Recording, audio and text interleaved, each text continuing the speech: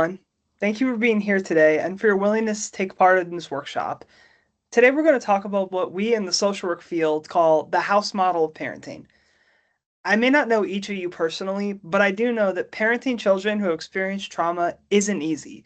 It can be exhausting, confusing, and at times even discouraging.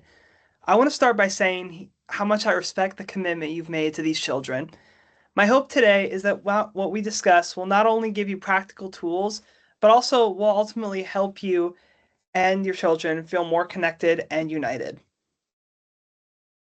Before we begin, I'd like to briefly introduce myself. My name is Evan Grindle, and I'm currently a Master of Social Work student at Liberty University. I'm completing my clinical internship at Bright Path Family Services, where I provide psychotherapy to children and parents under supervision. Over the past 2 years, I've had the opportunity to support children and families navigating a variety of challenges. In my work, I value respect, empathy, resilience, autonomy, and patience, especially when working with children who have experienced trauma. Outside of my professional role, I enjoy playing guitar, video games, basketball, and spending time with friends. Now that I've shared a little bit about myself, I'd like to get to know you as well. Let's take a moment and go around and share your name. If you're comfortable, you can also share where you're from, a hobby you enjoy, and one thing you're hoping to gain from today's workshop. Thank you all for sharing. I appreciate your openness, and I truly hope today's discussion gives you practical tools and encouragement in the areas you mentioned. Let's go ahead and get started. Before we dive into the house model, I want to pause and acknowledge something we can all agree on. Parenting's hard. It can be overwhelming for anyone, and when you're parenting a child who has experienced trauma, those challenges can feel even heavier. Research shows us just how important the parent-child relationship really is. Cowling and Gordon suggest that a child's psychological development is deeply influenced by the quality of that relationship. Simply put, the connection you build with your child has a powerful impact on who they become. Dan Hughes, in his work on dyadic developmental psychotherapy, explains that children who have experienced developmental trauma often believe that love is conditional. They may expect abandonment. They may not even believe they are truly lovable. Because of this, they sometimes reject care and closeness, something Hughes calls block trust. Like I mentioned earlier, the first step in the house model is establishing a secure base. Home is meant to be a safe place, a place where children can explore their stories, their emotions, and their identities while knowing they are supported along the way.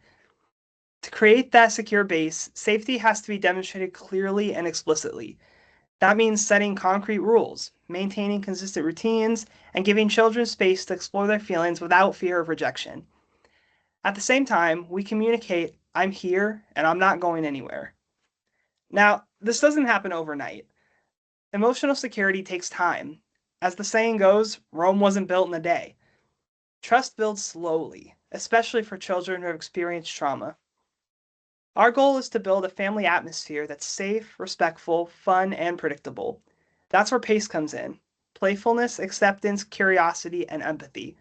We practice pace by staying attuned to our child, trying to understand what they be feeling beneath the behavior.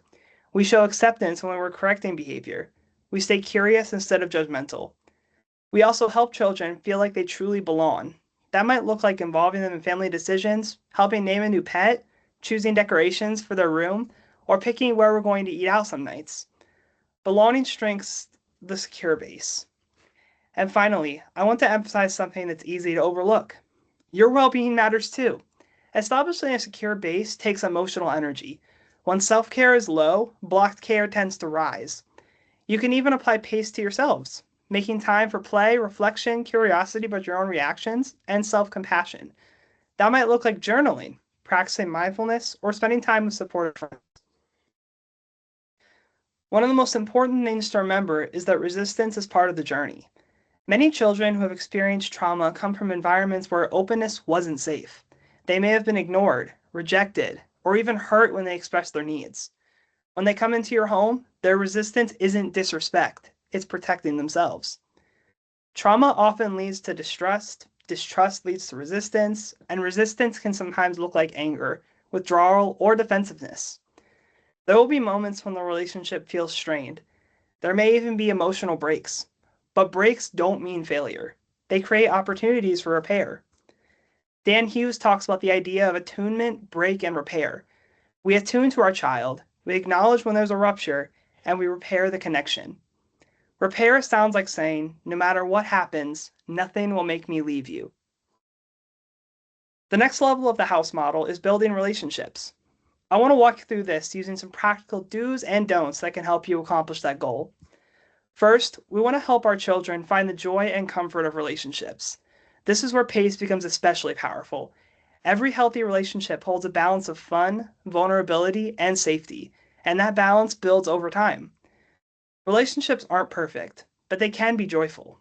When we create space for laughter while also making room for vulnerability, children begin to experience connection as something safe rather than threatening. One thing to avoid is trying to convince or pressure your child to engage with you. For some children, you may be the first safe relationship they've experienced. That kind of trust has to develop on their terms. We offer the invitation, we don't force the connection. Second, we can help our children build relationships outside the home by collaborating with teachers, counselors, and coaches.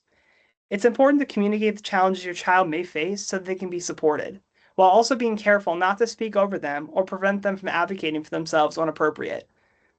Lastly, healthy relationships thrive in environments with structure and supervision. This means keeping boundaries safe and predictable. You might assign chores to build responsibility, keep routines consistent, and provide clear expectations with follow through. As your child grows in regulation and responsibility, you can gradually increase freedom. What we want to avoid is increasing independence too quickly. Structure and supervision are not punishments for bad behavior, they are tools for reinforcing safety and setting your child up for success.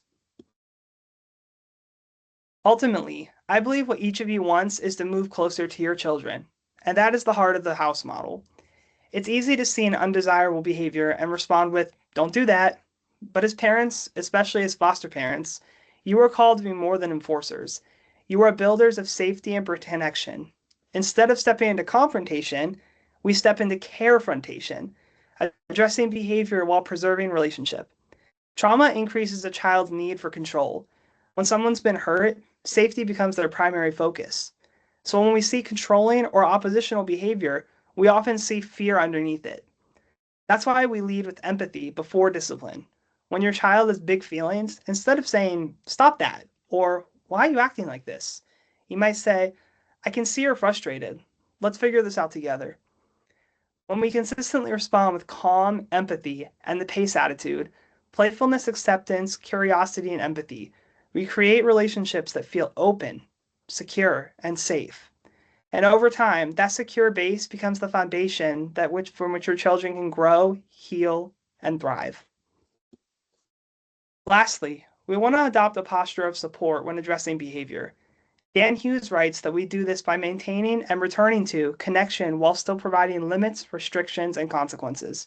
In other words, discipline does not replace connection. It happens within connection.